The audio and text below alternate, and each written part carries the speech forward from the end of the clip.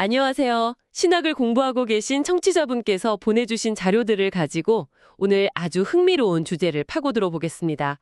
바로 구원의 확신에 대한 문제입니다. 네, 이게 참 중요한 문제죠. 믿는다는 것 안에 이미 확신한다는 의미가 포함된 걸까요?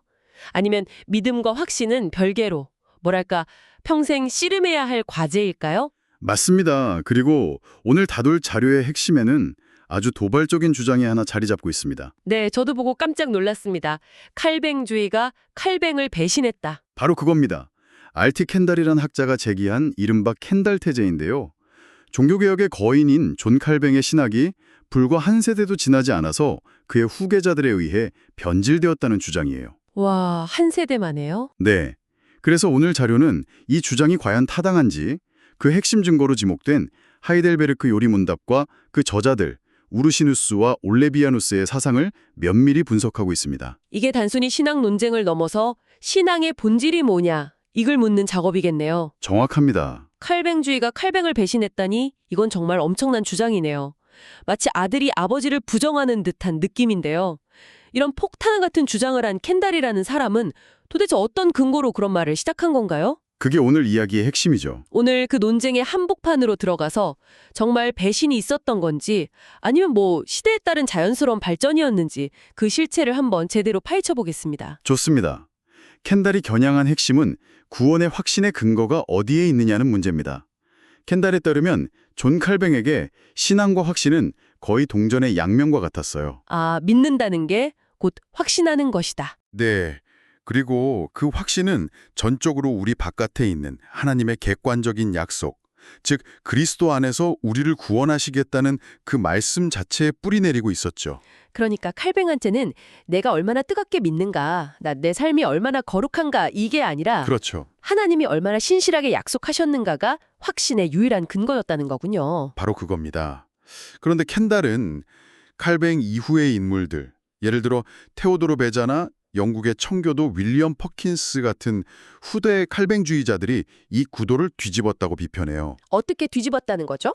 그들은 확신의 근거를 하나님의 객관적인 약속에서 신자 자신의 주관적인 경험으로 옮겨왔다는 겁니다. 주관적인 경험이라면 예를 들어 어떤 거죠?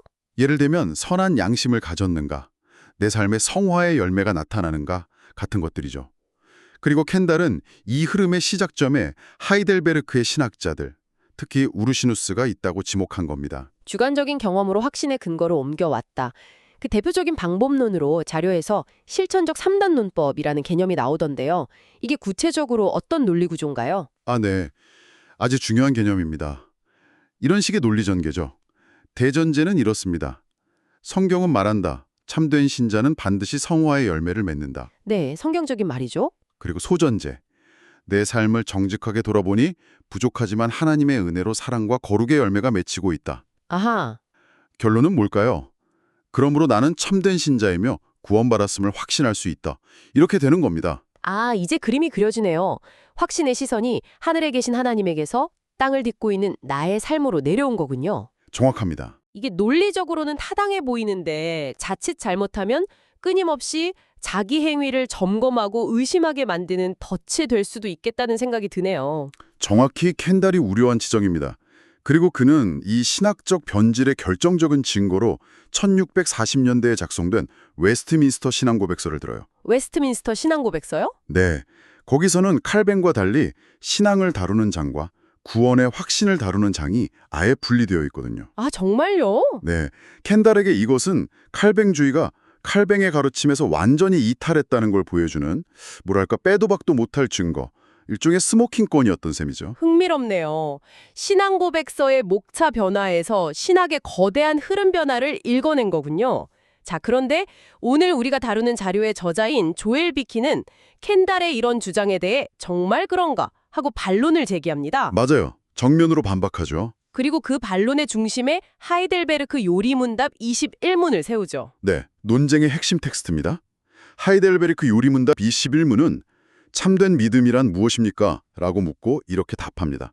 참된 믿음은 하나님께서 그의 말씀 안에서 우리에게 계시하신 모든 것을 내가 참되다고 여기는 확실한 지식일 뿐만 아니라 성령께서 복음을 통하여 내 마음속에 일으키신 진심 어린 신뢰입니다. 여기서 확실한 지식과 진심 어린 신뢰라는 두 기둥이 등장하는 거죠. 겉으로 보기에는 칼뱅의 가르침과 크게 달라 보이지 않는데요. 지식과 신뢰, 둘 다 중요하다고 말하고 있으니까요. 그렇죠. 언뜻 보면 그렇죠. 켄달이나 비키 같은 학자들은 이 문장에서 대체 뭘 본 걸까요? 바로 그 두 단어의 무게중심, 그 미묘한 뉘앙스 차이에서 모든 논쟁이 시작됩니다. 칼뱅에게 지식, 즉 코그니티오는 단순히 머리로 아는 정보가 아니었어요. 관계적인 알, 즉 그리스도와의 연합을 포함하는 구원적인 개념 그 자체였습니다. 아, 지식이 곧 신앙의 한 본질이었다. 맞습니다. 하지만 하이델베르크 요리문답의 주 저자인 우르시누스에게 이 지식은 구원하는 믿음의 필수적인 전제 조건, 말하자면 껍데기이긴 하지만 믿음의 진짜 알맹이는 아니라는 쪽으로 기울어집니다. 껍데기와 알맹이라? 그럼 우르시누스에게 믿음의 진짜 알맹이는 진심 어린 신뢰, 코르디알리스 피두키아였겠군요. 그렇습니다. 우르시누스는 믿음을 여러 종류로 구분했어요. 그냥 역사적 사실로 아는 역사적 믿음이라든지, 네? 위기 상황에서만 잠시 작동하는 일시적 믿음, 심지어 기적을 행하는 믿음까지도 구원하는 믿음과는 다르다고 봤죠. 그가 보기에 오직 칭의를 얻게 하는 참된 믿음의 핵심은 성령께서 각 사람의 마음속에 직접 일으키시는 진심 어린 신뢰였습니다. 바로 그 지점에서 신자의 내적인 경험과 상태가 확신의 중요한 요소로 부각되기 시작하는 길이 열렸다. 이렇게 볼 수 있겠네요. 정확한 분석입니다. 그런데 켄달은 하이델베르그 신학자들을 그냥 한 덩어리로 보고 비판했잖아요. 네, 그랬죠. 근데 자료를 더 깊이 들여다보면 요리문답의 두 주 저자인 우르시누스와 올레비아누스 사이에도 이 문제에 대해 상당한 견해 차이가 있었다는 점이 굉장히 흥미롭습니다. 잠깐만요. 두 사람이 같은 요리문답을 썼는데 어떻게 확신에 대한 생각이 그렇게 다를 수가 있죠? 공동 저자들 사이에 의견 충돌은 없었나요? 아주 예리한 질문입니다. 실제로 두 사람의 신학적 강조점은 상당히 달랐고 이게 후대 칼뱅주의의 다양한 스펙트럼을 이해하는 열쇠가 됩니다. 먼저 우르시누스는 앞서 말한 실천적 상단론법을 매우 중요하게 생각했습니다. 그런데 그는 여기서 한 걸음 더 나아가 신비적 3단론법까지 강조했어요. 신비적 3단 논법이요? 실천적 3단 논법이 행위라는 외적인 증거에 주목했다면 신비적 3단 논법은 어떻게 다른가요? 신비적 3단론법은 신자의 내적인 경험에 집중합니다. 논리구조는 이렇습니다.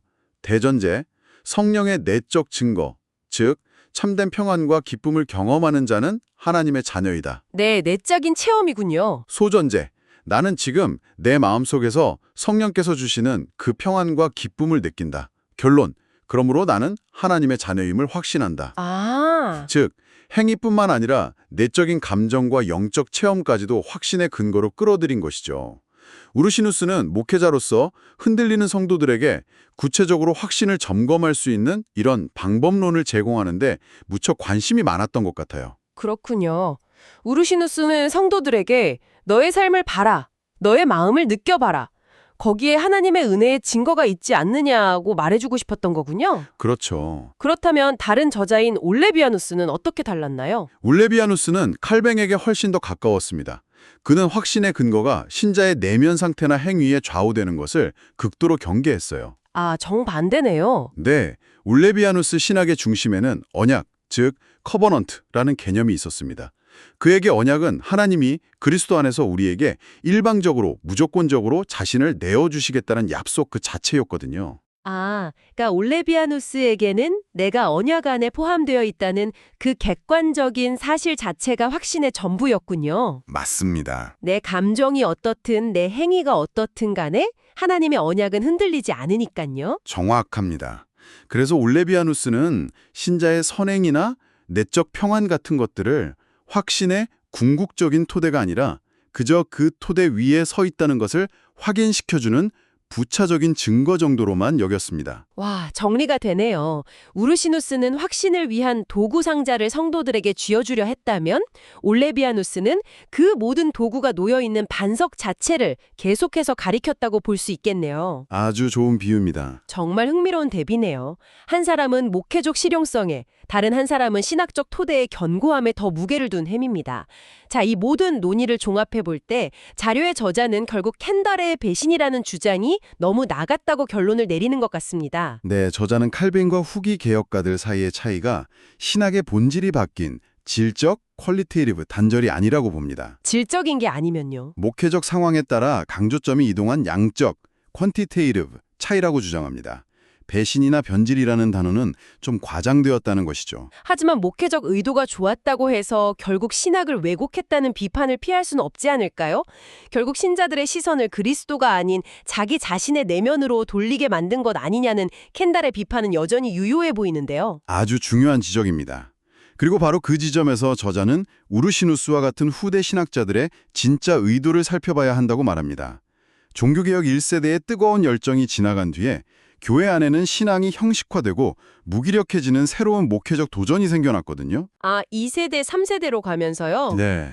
이런 상황에서 우르시누스가 3대 논법 같은 도구를 제시한 것은 확신의 근거를 신자의 행위로 옮기기 위함이 아니었다는 겁니다. 옮기는 게 아니라면 그 목적은 무엇이었을까요?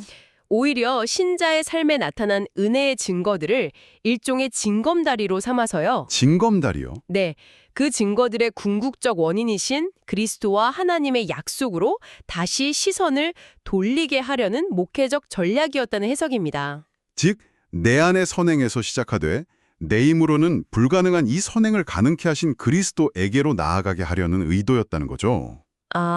그렇다면 켄달이 배신이라고 선언한 그 극적인 단절은 사실 존재하지 않았던 셈이네요. 그렇죠. 칼뱅 신학의 DNA는 그대로인데 시대라는 환경에 맞춰서 성도의 내적 경험을 살피는 특정 형질이 더 강하게 발현됐다고 보는 편이 정확하겠습니다. 아주 훌륭한 비유입니다. 실제로 우르시누스가 개인적인 편지에서 남긴 말을 보면 그의 진심을 엿볼 수 있어요. 그는 한 동료에게 이렇게 썼습니다. 만약 당신이 이 세상에서 영생의 상속자라는 것을 확신하지 못한다면 죽음 이후에도 상속자가 되지 못할 것입니다. 와, 굉장히 강한 말이네요. 그렇죠. 이 말은 신자들을 불안하게 만들려는 게 아니라 그만큼 확신이 중요하니 어떻게든 그 확신을 붙들게 하려는 그의 목표적 열정을 보여줍니다. 그의 목적은 의심을 조장하는 게 아니라 흔들리는 신자에게 확실한 닻을 내려주려는 것이었죠. 오늘 우리는 칼뱅주의가 칼뱅을 배신했는가라는 켄달의 도발적인 질문으로 시작해서 하이델베르크 요린문답의 두 저자인 우르시누스와 올레비아누스의 미묘하지만 중요한 차이점까지 깊이 있게 살펴보았습니다. 결론은 배신이라는 단선적인 평가 대신에 시대적 도전에 응답하려는 목회적 고민 속에서 신학적 강조점이 섬세하게 조정되는 과정이 있었다, 이렇게 볼 수 있겠네요. 그렇습니다. 결국 칼뱅이든 하이델베르크 요리문답이든 웨스트민스터 신앙고백이든 구원의 확신을 위한 세 가지 근거는 동일하게 제시돼요. 세 가지 근거요? 네. 첫째, 하나님의 객관적인 약속. 둘째, 성령의 내적인 증거. 그리고 셋째, 삶의 열매라는 은혜의 외적인 증거. 이 세 가지는 항상 함께 갑니다. 다만 시대와 목회적 대상에 따라 어느 것을 더 강조해서 설명했느냐의 차이가 있었을 뿐이죠. 결국 이 모든 치열한 신학적 노력은 신자들이 변덕스러운 자신의 감정이나 불완전한 행위가 아닌 그리스도 안에서 주어진 하나님의 신실한 은혜를 더 깊이 더 확실하게 붙들도록 돕기 위한 몸부림이었다고 정리할 수 있겠습니다. 마지막으로 신학을 공부하시는 청취자분께 이런 생각할 거리를 남겨드리고 싶습니다. 네, 좋습니다. 자료의 마지막 부분은 청교도들의 그토록 치열했던 내적 성찰이 자기 자신에게 몰두하기 위함이 아니었다고 지적합니다. 그 목적은 자신의 삶 구석구석에서 일하고 계시는 삼위일체 하나님의 손길을 발견하고 그것을 통해 하나님께 영광을 돌리기 위함이었다는 것이죠. 목적이 중요하군요. 그렇습니다. 그렇다면 오늘날 우리가 우리 자신의 신앙 경험을 돌아볼 때 우리의 주된 목적은 무엇일까요? 단순히 내 구원의 확신을 얻어서 위안을 삼기 위함입니까? 아니면 내 안에서 역사하시는 하나님의 위대하심을 발견하고 그분을 찬양하기 위함입니까? 17세기 신학자들의 목표와 오늘날 우리의 목표, 그 초점이 어떻게 같고 또 다른지 깊이 고민해 보시는 것도 큰 유익이 될 것입니다.